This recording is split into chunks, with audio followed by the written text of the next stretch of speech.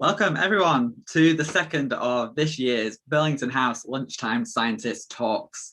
My name is Joe and I work at the Linnean Society, which aims to inform, involve and inspire people about nature and its significance through our special collections that we have in our building, our programs that run throughout the year, and as well as our scientific publications. Yes, hello. Hi, my name is Lucinda, and I work at the Royal Astronomical Society, which encourages the study of astronomy, solar system science, geophysics, and other closely related branches of science. This webinar, oh, sorry, go ahead, Joe. Yeah, it's really exciting for the Royal Astronomical Society and the Linnean Society to be working together in this way. And the reason why we're doing that, one of the reasons is that we both live in Burlington House, which is this great big building in the centre of London, alongside some other cultural organisations such as the Royal Academy of Arts, the Geological Society, the Society of Antiquaries, and the Royal Society of Chemistry. We've co-produced this series for young people who have maybe a small interest or a big interest in astrobiology and want to learn more about this exciting field and the people who have careers within it. Here, this webinar is taking place on Zoom, and it is also streaming onto YouTube. If you're watching this live, you can type questions or comments in the Q&A boxes, and our speaker will try to answer them at the end. Our speaker today is Professor Lewis Dartnell. Lewis is a research scientist, presenter, and author based in London with a keen interest in the field of astrobiology and the search for microbial life on Mars. Lewis is a professor in science communication at the University of Westminster and has published 4 popular science books, with his latest, Origins, How the Earth Made Us, being the Sunday Times top history book of 2019. His talk is titled Life in the Solar System. Thank you for joining us, Lewis. Welcome. We are grateful for having you, and it's all on to you now.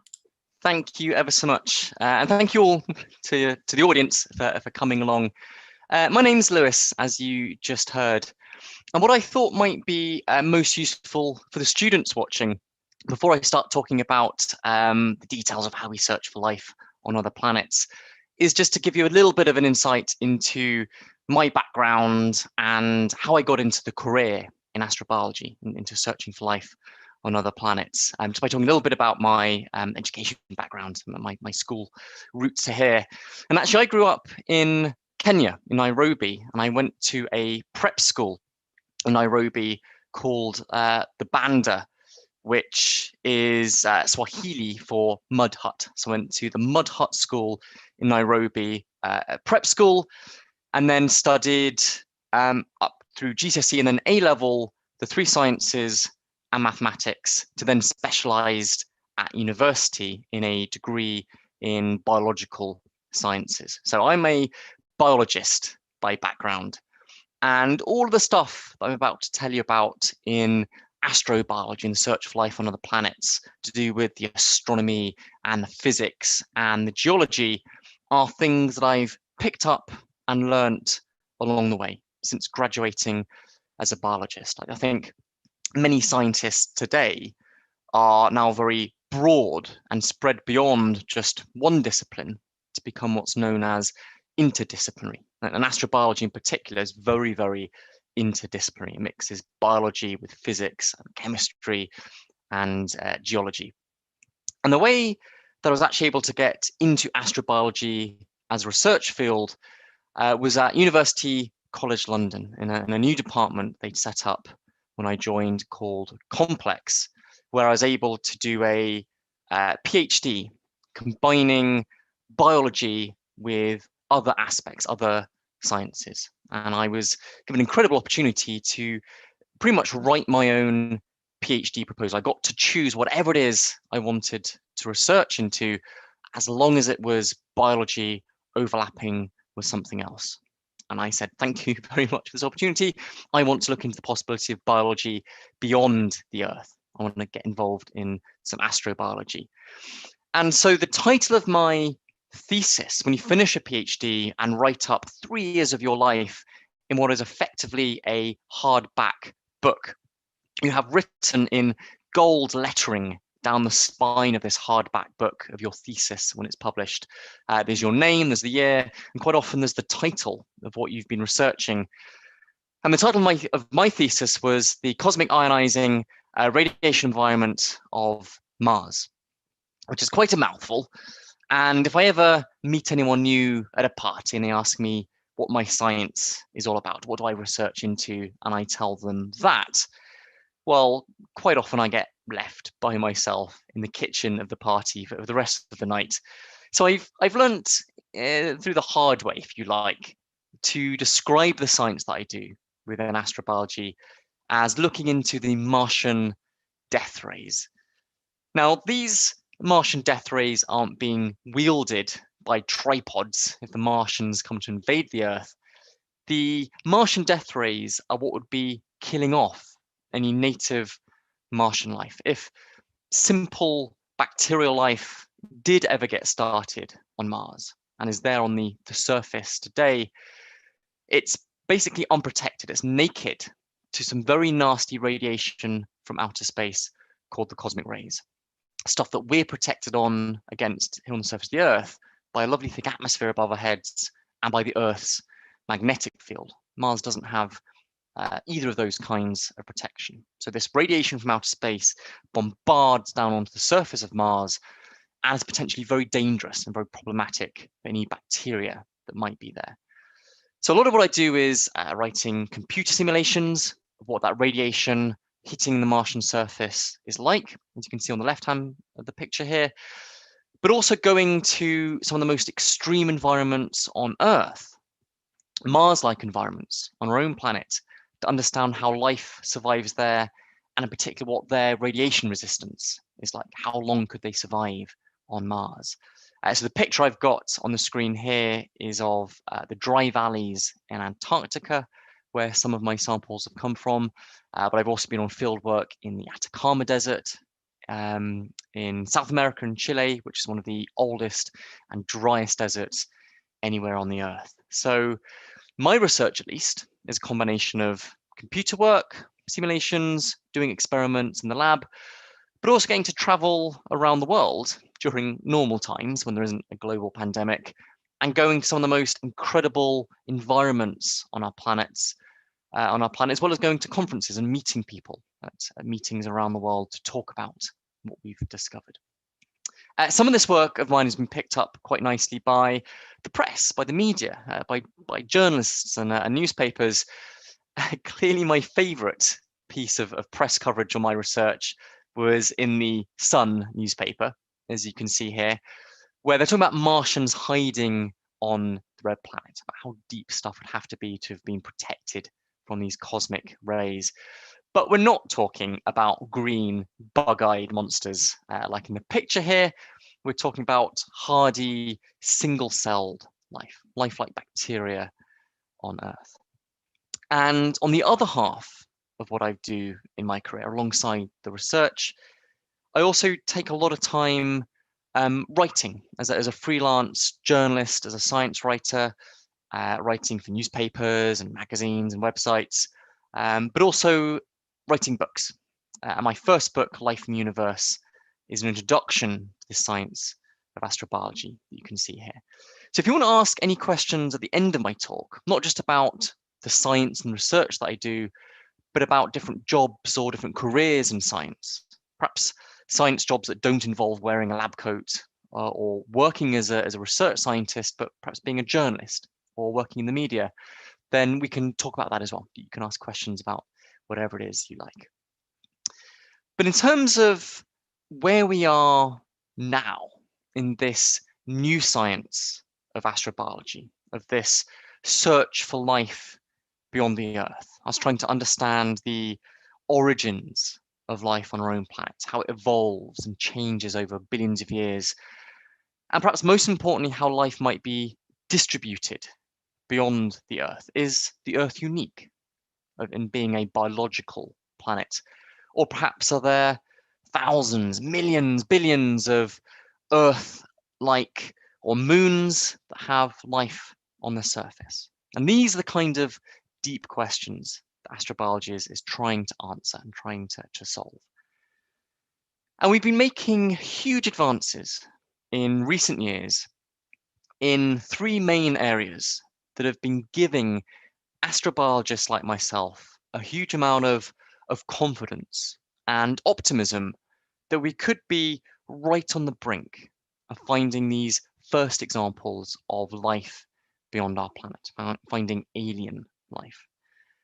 And these three main areas of ongoing research are in extremophiles, some of the hardiest forms of life on Earth, as well as how we've been exploring our own solar system with robots and probes. And you may have seen the news that a couple of months ago, NASA landed its its latest next generation Mars rover.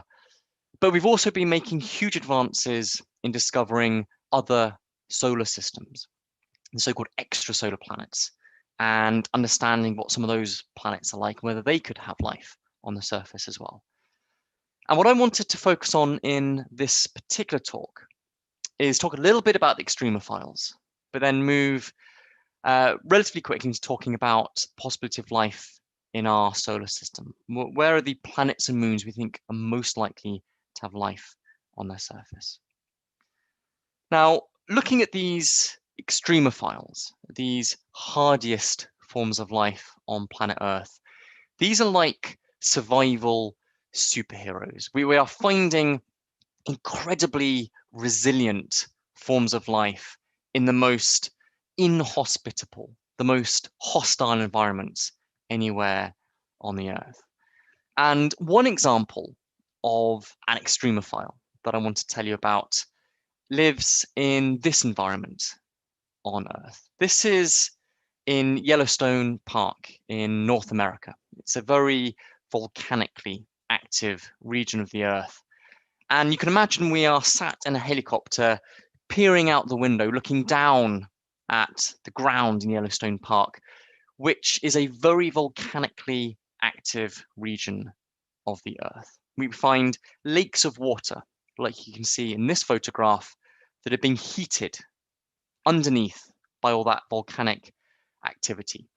So these lakes of water in Yellowstone Park are very, very hot. They're bubbling and steaming and boiling hot, but also they're very acidic with all of those volcanic gases bubbling up through them. And just for scale, running alongside this volcanically heated lake, you can see in the picture here, is a path with some people walking along it. Now, if you were to be unlucky enough to slip off that path and splash into this lake in Yellowstone Park, you would die. You would die exceedingly quickly and in agonizing pain as you were boiled to death in a great big steaming vat of volcanic lake water. And actually, if they didn't fish your corpse out of this lake quickly enough, the skin and the flesh and the muscles would be dissolved off your bones. It is that hot and that acidic. This is not the kind of environment you would ever want to find yourself in. But the colors of this lake, the greens and the yellows and the oranges and the reds, those are the colors of life. They're the colors of thermophiles, or heat-loving organisms, and acidophiles, acid-loving organisms. Bugs, single-celled bacteria and archaea, which have called this hellhole of a place their home, and they thrive under those incredibly inhospitable conditions that would kill you or I very, very quickly. And we find extremophiles not just in very hot or very acidic environments, but also very cold environments, very alkaline environments, very salty environments, very high radiation environments. And so one of the important things about studying these extremophiles is they teach us about the survival limits of life in general. What kind of environments can support biology as we know it? What sort of environments should we be searching for beyond the Earth to have the best possible chance of finding some life that could be surviving there? And so if you take all of the extremophiles together and plot the the different ranges of conditions they can survive under. On a three-dimensional graph, like I'm showing you here, you can plot the range of conditions they survive on the pH scale, from very acidic to very alkaline conditions, or on a temperature scale, from freezing cold to boiling hot, or salinity, from pure distilled water up to saturated salt solutions on the upright axis of this graph. And you plot the range of conditions that known extremophiles, life we've discovered on Earth, can tolerate, and you build up this green boot-shaped cloud. This is the survival envelope of all life on Earth. At any point inside that green shape in this cloud, there is a cell, a life form that we've already discovered that can tolerate that particular combination of hostile, nasty conditions. And the really exciting thing for astrobiology and the possibility of finding life beyond the Earth is that this survival envelope of terrestrial life overlaps with the conditions in extraterrestrial places. We found life on Earth that could survive the environment we think existed or still exists today on places like Mars or Europa, one of the icy moons of Jupiter, or perhaps high up in the cloud decks of Venus, where it's still very hot and very acidic. There are bugs we're familiar with here on Earth that could survive in these alien environments. It really isn't all that crazy at all to be talking about extraterrestrial life because of what these extremophiles on Earth have been telling us and teaching us. So I want you to bear that in mind, what we've been talking about so far, about these incredible range of conditions that life on Earth can tolerate and survive.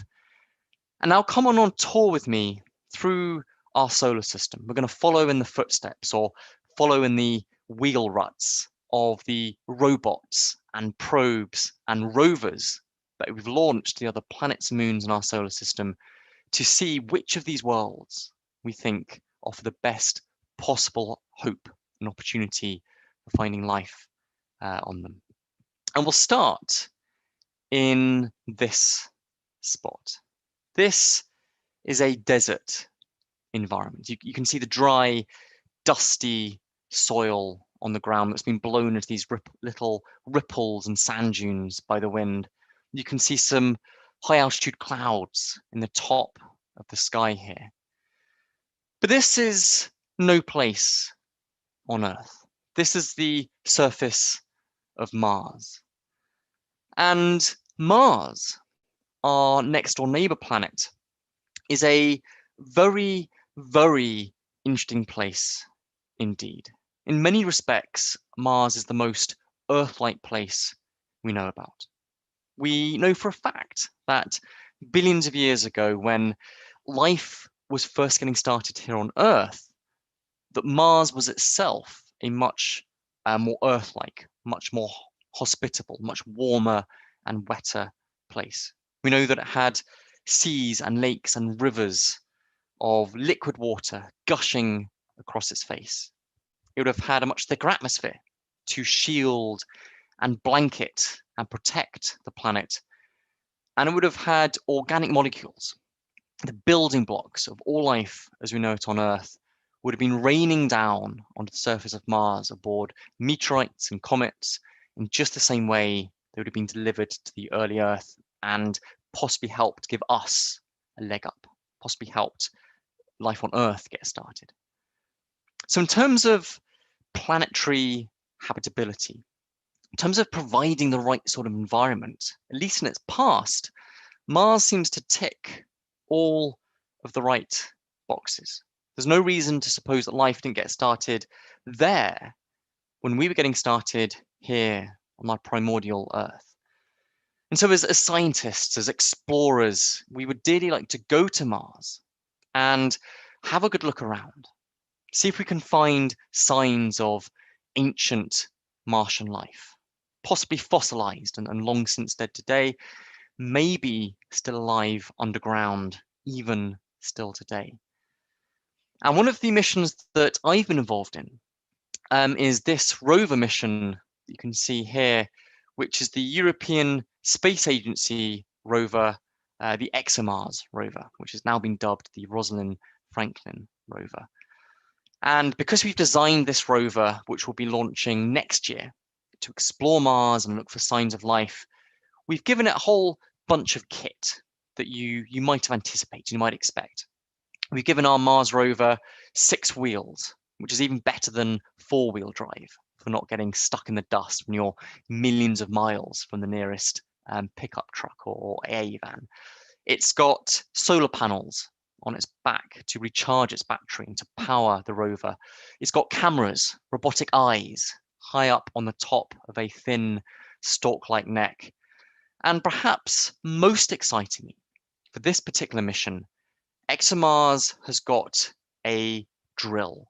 You can see that the box on the front of this artist's impression is a box with a drill inside it that is 2 meters long. Up until this point, all you've been able to do for Mars is scoop around a little bit in the surface dust with a robotic arm, or drill a little bit into the surface of rocks with a little drill at the length of your little finger. But with ExoMars, we're going to be able to get 2 meters underground. We're going to grab handfuls of that Martian dirt and bring that soil back up to the surface from where it's been protected underground from things like the cosmic radiation that I study, and therefore hopefully has been able to preserve signs of ancient Martian life, so-called biosignatures, or signs of complex organic chemistry, the sort of molecular fingerprints of ancient life. So the ExoMars mission is a very, very exciting mission to have worked on. We're launching it next year, as I mentioned. And if we look beyond Mars, if we look beyond our next door neighbor in the solar system and travel further out to Jupiter, which is the largest planet in our solar system. It's an enormous gas giant world. Pluto is the big daddy of our solar system, and it's effectively nothing more than atmosphere, a big ball of gas. Jupiter doesn't really have a surface to speak of that we would understand in that sense. It certainly doesn't have rivers and oceans of liquid water that we could see life getting started in. So in terms of astrobiology and the possibility of life beyond the Earth, when we talk about Jupiter, it's not really the planet itself that we care about. It is the system of moons orbiting Jupiter, the Galilean satellites. And if you look in the picture here, we have Jupiter right in the middle with this entire system of moons orbiting it, with Io being the innermost Galilean large satellite, and then Europa, Ganymede, and Callisto. And just by looking at the faces of these moons, I've shown you pictures on the bottom here that were taken by a probe called Galileo that went out to explore the Jovian system. You'll notice something really weird, really curious about these large Jovian moons. The innermost moon, Io, is this bright, angry, orangey yellow color. That's the color of volcanic sulfur. Io is an incredibly volcanically active moon. It's a tortured little world that is constantly vomiting itself inside out in this never-ending cycle of hot, intense volcanism. You do not want to go anywhere near Io for your holidays in outer space. And if we look to the opposite end, to Callisto, which is the outermost Galilean satellite, we see that the face of Callisto is still pockmarked and scarred with all of these impact craters left over from the very earliest era of our solar system, the late heavy bombardment, when all of the rubble left over from the building of the planets was still flying around through outer space and slamming down on the surface of the Earth and onto the surface of the Moon, and also onto the surface of Callisto. And in all of that time since, the entire history of the solar system, billions and billions of years, Callisto has never changed its face. It's a cold, dead world, contrasting against the hot, violent world of Io. And in between the two, we find Europa. And we think that Europa is a lovely, warm, wet world. But beneath its face, beneath a shell of hard, frozen water ice, there lays a deep, dark, alien ocean. We think that Europa has more liquid water inside it than all of the seas and lakes and rivers and oceans of the whole of the Earth put together. That it is Europa that is the water world of our solar system and not the Earth. And so again, as explorers, we would dearly like to get out to Europa with some kind of dedicated landing mission to try to touch down on the outer surface of this sort of eggshell of frozen ice and then drill or maybe melt away straight down through kilometers and kilometers of that hard ice to get into that deep, dark ocean, explore it with some kind of robotic submarine, maybe try to find places like hydrothermal vents or black smokers on the European seafloor, which on Earth support little bubbles, little oases of life. And potentially we could find life in Europa's dark ocean as well. This is one of the most exciting places in the solar system, the possibility of having life that is alive even today, whereas life on Mars may have long since fallen extinct as the planet became cold and very, very dry.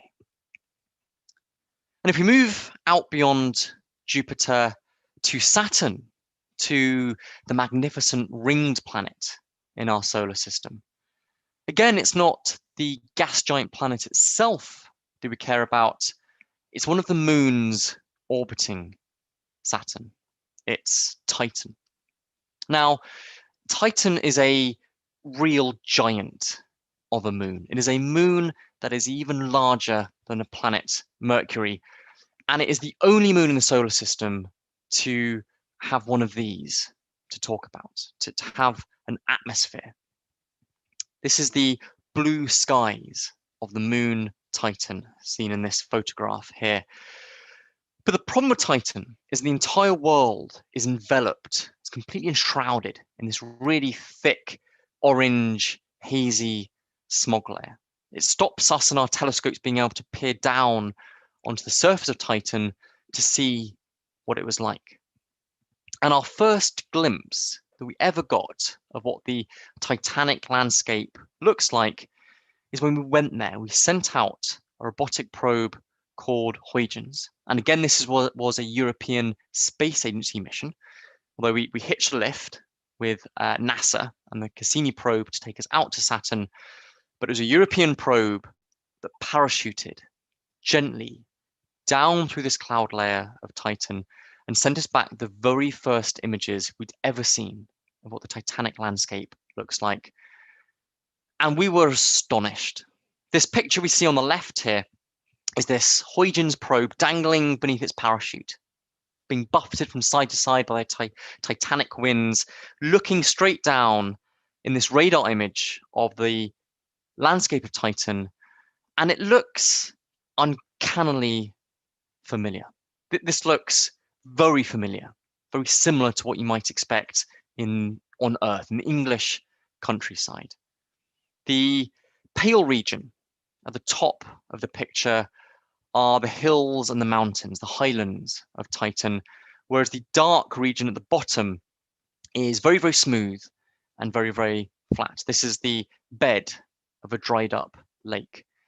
And unmistakably, snaking their way down from the hills to that dried up lake bed is a network of river valleys. And since that image was taken, we have since seen lakes full of fluid, huge sea-like lakes towards the pole of Titan. Titan is sodden and wet. The problem with Titan is that it is so cold that this isn't liquid water. that's forming cloud and falling as rain and flowing down these rivers and filling up these seas and lakes on Titan. This is liquid methane and ethane. And so although Titan has a huge lot of very active and dynamic processes, it's very Earth-like in a lot of important respects. It has a form of a hydrological cycle. It has a lot of complex organic chemistry going on. It's all in liquid ethane and methane, however. And we don't know enough yet about what sort of chemistry can get going on dissolved in liquid methane. Is it sensible to be talking about methane-based life on Titan compared to water-based life here on Earth? So although Titan's very exciting, there's still a big question mark that hangs over it about whether it could be habitable in any sense we understand. And certainly molecules like DNA that are crucial for life on Earth would simply not work on Titan with its liquid methane as a solvent. Now, I wanted to move in the sort of third chapter of this book and just mention very briefly the planets we're now discovering beyond our own solar system. And in the last 20 years or so, we've now discovered well over 4,000 new worlds orbiting other suns in our galaxy, planets orbiting other stars in the night sky, which are called extrasolar planets or exoplanets. And this is where we are in our home galaxy in the Milky Way. You can see where I've shown that arrow. That's where the solar system is, the Earth is, just on the inside edge of one of these spiral arms of the glorious whirlpool galaxy that we live in. And over time, we've been finding more and more planets, more and more solar systems around these other stars in our galaxy. These are just a few of the alien solar systems that we found first up. As shown on this diagram, I've lined up their stars, the suns, along the left-hand side and compared against our own solar system running along the bottom. So you have Mercury and then Venus, then Earth in our solar system along the bottom.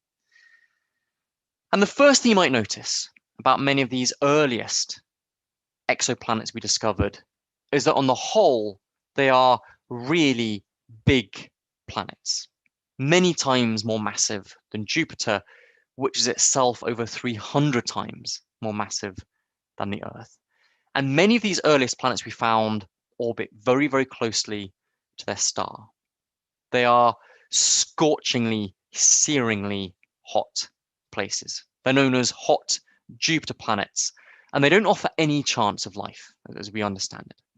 But over time, and it makes sense that the first planets we discovered were the easy planets to find, the big ones, the massive ones orbiting closely to their star.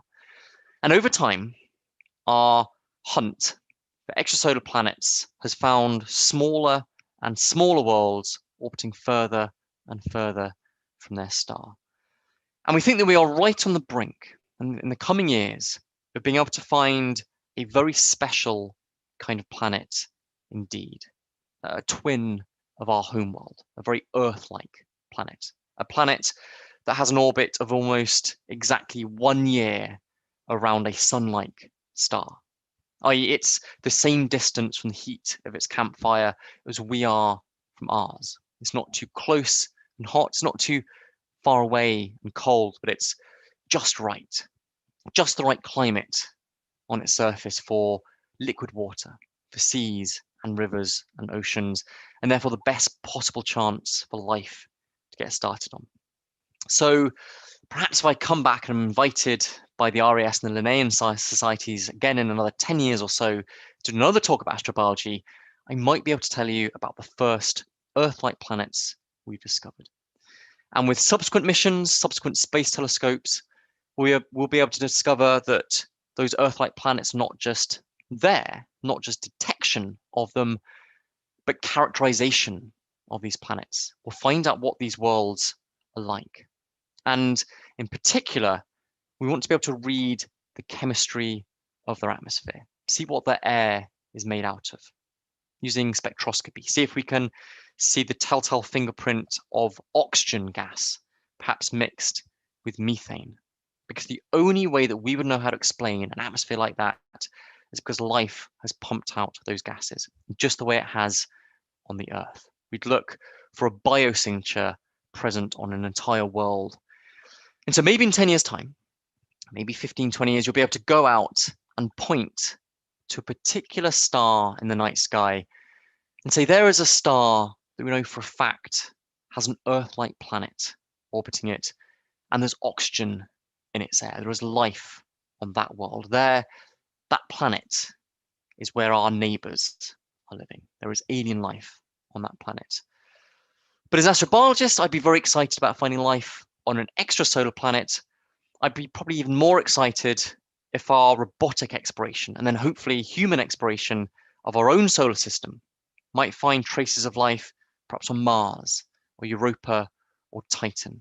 Places in our own solar system, places we can bring samples back to the Earth to study in our laboratories and get to see how that life works. Imagine a biology class. We can look down a microscope at an alien microorganism. You can test whether it uses DNA or something else. Maybe it uses something other than proteins to run the machinery inside its cell. And so peer under the bonnet of this alien life and see what makes it tick. See if it's truly alien and uses chemistry in a different way to survive.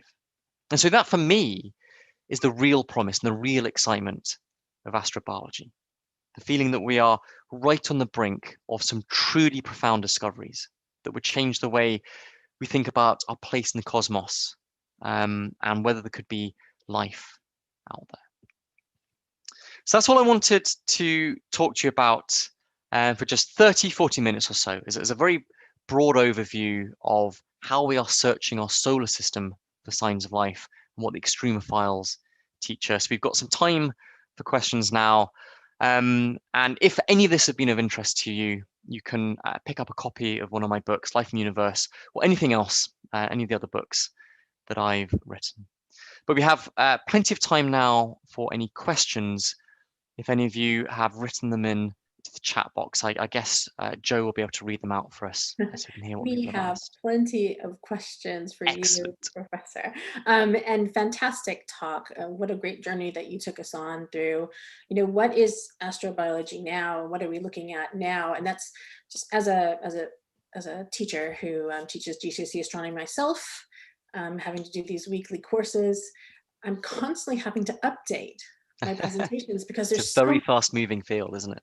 So much science coming out and so much new information. I was just talking to them about the Milky Way yesterday. So, and already, we're learning so much from Gaia's third, data release. So, yeah, had to update that. So it's fantastic. And I have to say, I was really impressed by that image of ExoMars that you used.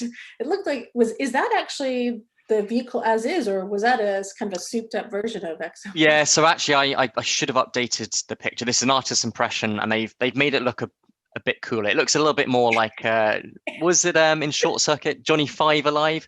It is very cool. I was like, that's I think it makes it look quite a little bit like Wall-E, I think, as well. But you're right, I should have updated this. There are photographs of what the Mars rover now looks like, because ExoMars has now been constructed. This is a slightly older slide. Admittedly, I really like that image of ExoMars. It looks it's very enticing. It looks really cool. And we have a question about your work with ExoMars. So when we have someone who was with us last week, Jade, she asked some really great questions, and she's lined up several really good ones for you as well. But I'm going to start with her question about what was your role with the ExoMars team? So the UK's involvement in the European Space Agency, a lot of that goes, excuse me, a lot of that goes through the UK Space Agency, UKSA. You can look that up on Google and have a read what sort of work the UK Space Agency does. And they have funded me in the past for a fellowship for doing astrobiology research. I've been funded by the Space Agency to look into the possibility of life on Mars. And that work was tied directly to ExoMars and the suite of instruments that it has on board. And in particular, a very, very neat bit of kit called a Raman spectrometer, which I immediately have to point out to people has got nothing to do with noodles. Raman spectroscopy is a way of using a laser to shine at your sample and then look at the light that comes back at you, and do spectroscopy on it, and look for the telltale fingerprints of not just minerals and the geology of what you're looking at, but Raman spectroscopy is also really good at telling you about organic molecules. That might be what you're looking at. It's kind of a 2-for-1 instrument. So Raman spectroscopy is ideally suited for the ExoMars rover, and it will be flying next year, as I'm saying. So I was involved in that research, funded by our own space agency. You know, everyone hears a lot about NASA, but we have our own space agency in the UK as well. There's quite a lot of questions. Some of them are about careers and other ones are more about science. I'm going to throw some sciencey ones at you first, and then we'll talk about careers definitely later. I've got a couple of questions from Ernie, and it's around our current classification system of organisms here on Earth and whether it needs to be expanded in any way to talk about extraterrestrial life. Did you want to talk to that at all? Yes, so all life we found anywhere on Earth, all of the extremophiles, all these incredibly hostile environments, any life we find in there turns out to be part of the same tree of life, but they all fall onto the same phylogenetic tree. And so that tells us that all life on Earth that we find today all descends from the same origin, the same root of life, the same progenitor cell. And if we go and find life on Mars, one of the things we're going to be very, very interested in doing, will be top of our to-do list, will be trying to work out is this life we found on Mars, or maybe Europa, is this genuinely alien? Is this life from a very different origin of life? Is that life that is indigenous to Mars? Or perhaps is it life that might have started on Earth and been transferred to Mars? Perhaps during this late heavy bombardment, when the inner planets were effectively sneezing in each other's faces the whole time, transferring rocks, potentially transferring life between the inner planets. So if you find life on Mars, we're going to want to try and work out, is that life on Mars different from us? Or is it perhaps suspiciously similar? Is it indistinguishable from life on Earth, terrestrial life? And therefore, actually, it falls on the same tree of life as you and I do and all other life on Earth. Or is it from a separate origin? And that's going to be one of the key questions we're going to try to tease apart once we have found cells, if we find them on Mars. I guess a similar but opposite question is looking at the history of life on Earth and events that biologists know about. There's an example here about the eukaryotic merger, which for anyone that doesn't know, it's way back when, right at the beginning of things emerging on Earth, and whether that could occur somewhere else in the universe and the probability of that to actually be looking for the same events happening elsewhere. Yeah, it gets quite hard to talk about the probability of things happening because at the moment we have only one example of life on Earth. Our entire data set is one. So it's hard to try and deduce from that what is the probability of life getting started? What is the probability that prokaryotic life, bacterial-like life, develops into a eukaryotic cell? It happened on Earth, but it's hard to deduce how likely that was. Because of course, if life on Earth hadn't got started, we wouldn't be here to look around ourselves and ask these questions about how life got started. So there's a huge selective bias when trying to talk about life on our own planet that we are part of. And so I think that's one of the most important outcomes if we do find life on Mars, and if we can demonstrate that it is from an independent genesis of life, that Martian life is a separate origin from Earth life. Because then we're in the situation, we've got two side-by-side neighboring planets that have both independently developed life of their own. And that starts telling us that actually the probability of life emerging is quite a good chance. It's quite a high probability. And therefore finding life on Mars tells us that finding life on all these other planets across the galaxy could be pretty high as well. So there's a lot riding on finding life in our solar system and then getting some kind of handle on those probabilities, which we can't even guess at the moment. it's really interesting to be thinking about, oh, we're going to find it, and then what's actually the next step after that, planning for that eventuality already. I'll pass over to Lucinda for some questions. Thanks, Joe.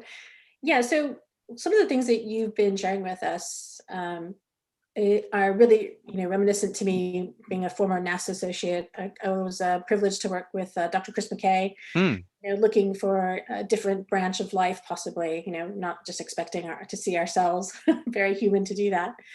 And he always told me, where there's water, there's life. And we got a really great question here from Sama, who asked, why are we searching for water beyond Earth? Perhaps microbes or extraterrestrial life are made in another way. And what's your opinion in this regard? It is a great question. And right in the sort of the center of astrobiology is a bit of like dramatic tension. You feel yourself being pulled in different directions. Because at one hand, you don't want to assume that life on other planets will be just the same as us. You might expect it to be quite different. It could be based on very different chemistry. It could be based on things other than water, or perhaps even other than organic chemistry, not carbon-based life. But on the other hand, you're a scientist. You've got to base your hypotheses and your expectations on what you've already understood, or what you've already observed, what you can do an experiment on Earth, or by sending a robot to Mars. So you want to try to not be too blinkered and only look for life that's exactly like us. And you want to be broad-minded and think out the box, but you've also got to remain quite contained. You've only got so much money and so much time to look for life on other planets year on year. So it makes sense to look in the places that are most likely to have life, we think, and look for life we think is the most likely kind to exist. And one thing we do know with absolute certainty is that water-based organic life is possible. Hi, we're good examples of that. And we're also very good at finding that kind of life. If you go to a hospital with a septicemia, blood infection, we've got very good at finding bacteria where they shouldn't be on Earth. So we can apply those same techniques to finding water-based, organic-based life on Mars or Europa. And I think it makes most sense to look for that kind of life first. But you're right, maybe life could be not only water-based, but maybe based on ammonia as well, maybe based on methane, which is why Titan is a very exciting possibility as well.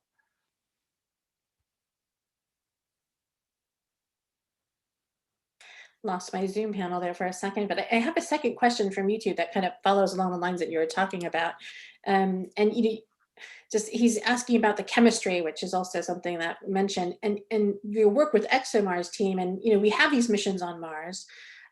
This current, the one that Perseverance is on Mars, is planning a sample return mission. So obviously we'll be able to analyze, hopefully, something that's brought back to us. But he's thinking of some more remote science, which is why we create these missions and these robots to do, to do kind of the science that a human would do. Obviously, in a different way. But can his name is Zapvan, I'm going to say that. And he asked on YouTube, can we make a small instrument able to tell the difference between that right and left-handed amino acids or chemistry? Yes, so one of the words I hinted at in the talk was biosignatures, signs of life which we think we can be unambiguous, be sure about is due to life and not due to non-living processes. It's not a geological process that makes this, it's a biological, uniquely biological process that gives us this biosignature. And all life on Earth is based on proteins, and those proteins are built out of strings of amino acids stuck end to end. But amino acids are quite simple little organic molecules, and you can have two different versions of each amino acids, two different mirror image versions. So it's like having a left-handed and right-handed version. And all life on Earth uses left-handed amino acids, but right-handed sugars.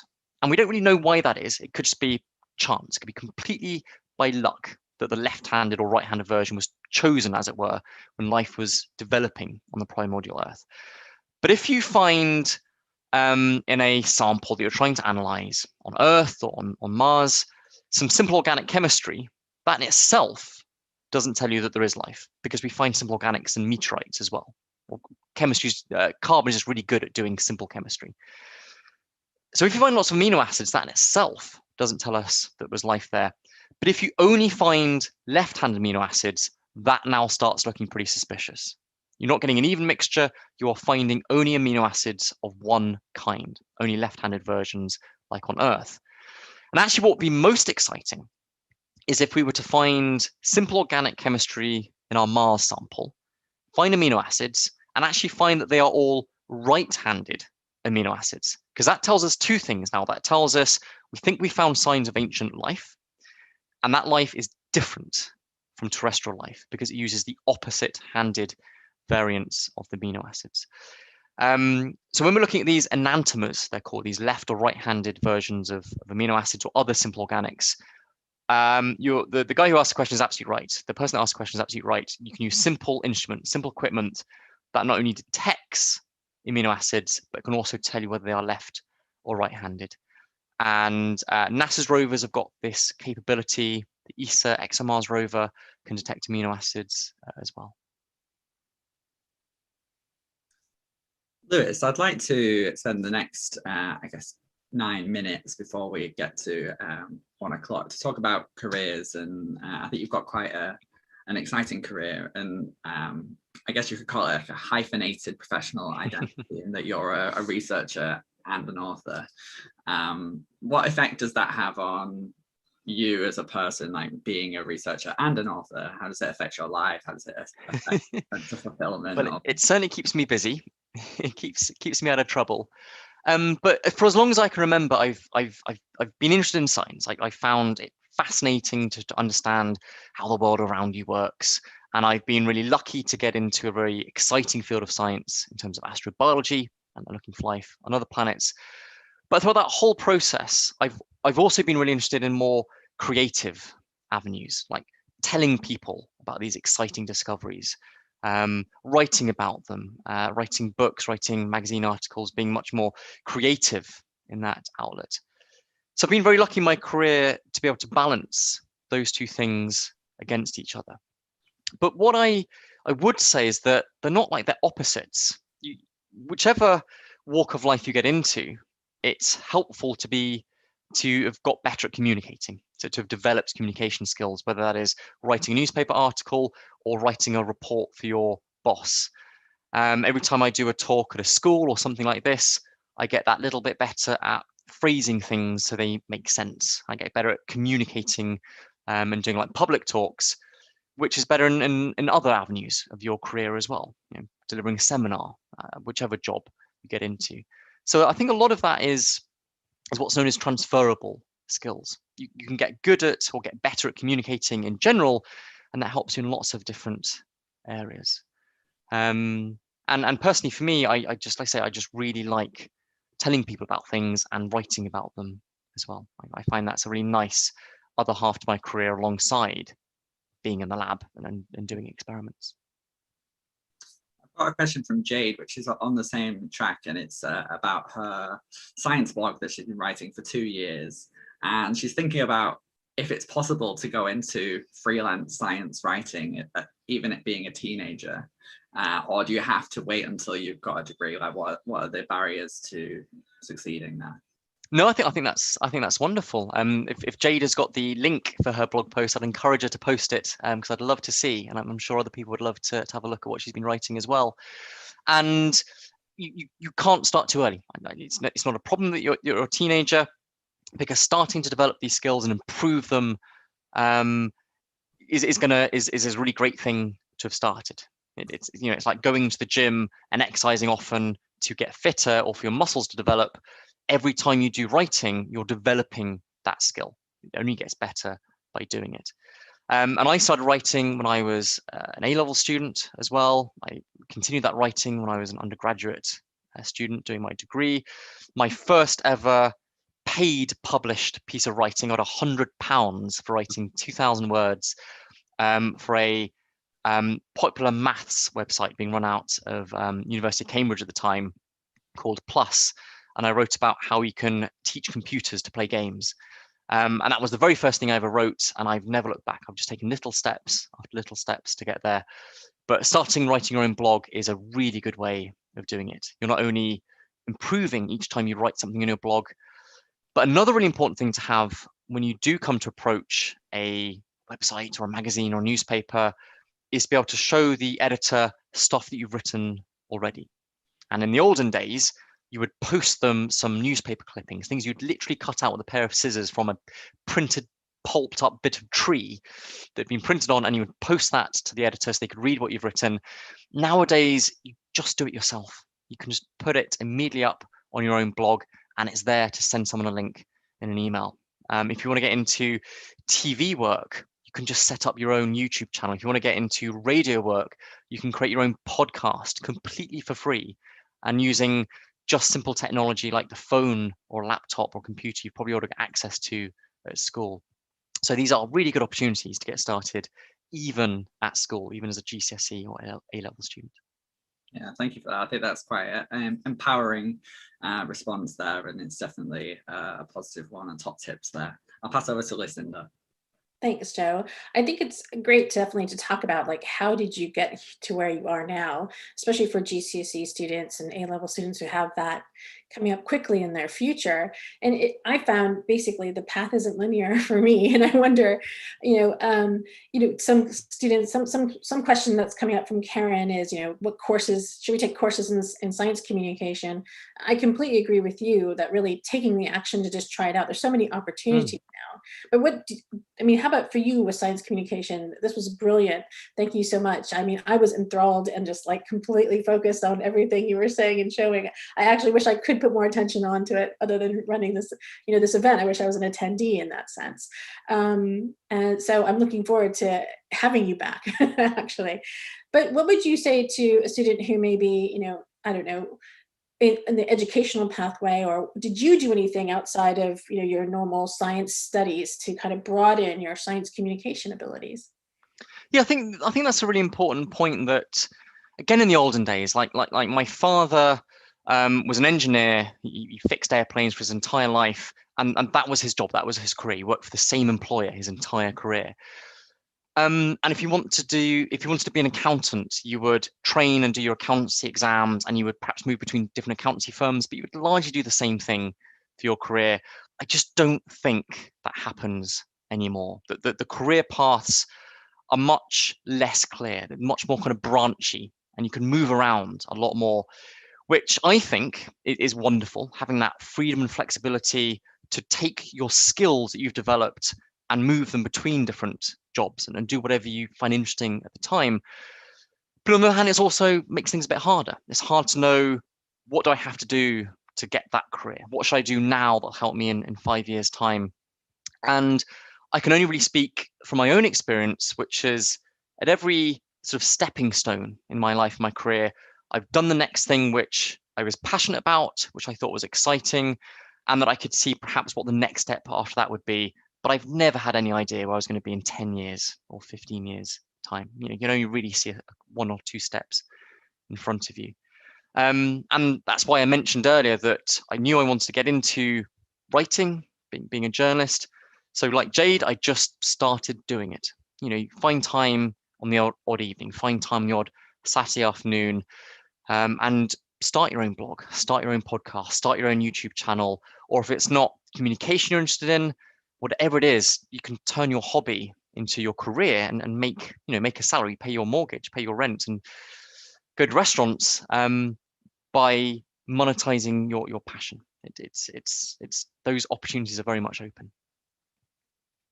Yeah, that's great advice. I absolutely agree. And I think that's why we did this section. Not only is it because it's current with all the missions to Mars and other planets, exploring our solar system, but also because it's collaboration between the Royal Astronomical Society, Astronomy and Geophysics, and Space Science, and also the Linnean Society and Evolution of Life. So going beyond Earth and learning what we can about the environment around us, space, and our local and our neighborhood, but also we learn more about ourselves here on Earth. And it gets us thinking, I'm so excited about this field of astrobiology. I've been, and like you, have been part of it for quite a couple of decades now. I think when I first went to school, I was looking forward to astrogeology. My background's in geology. So now it's all called planetary science, which is absolutely amazing. So I'm just really excited for everything. We would love to have you back anytime.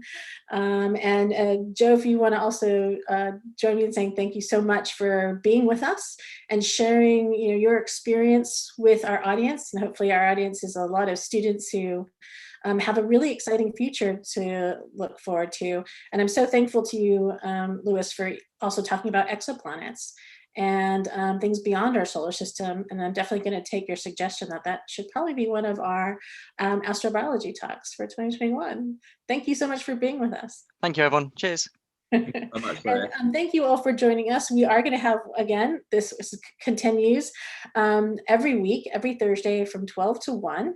Thank you from the RAS. Thank you for the Linnean Society. Bye-bye.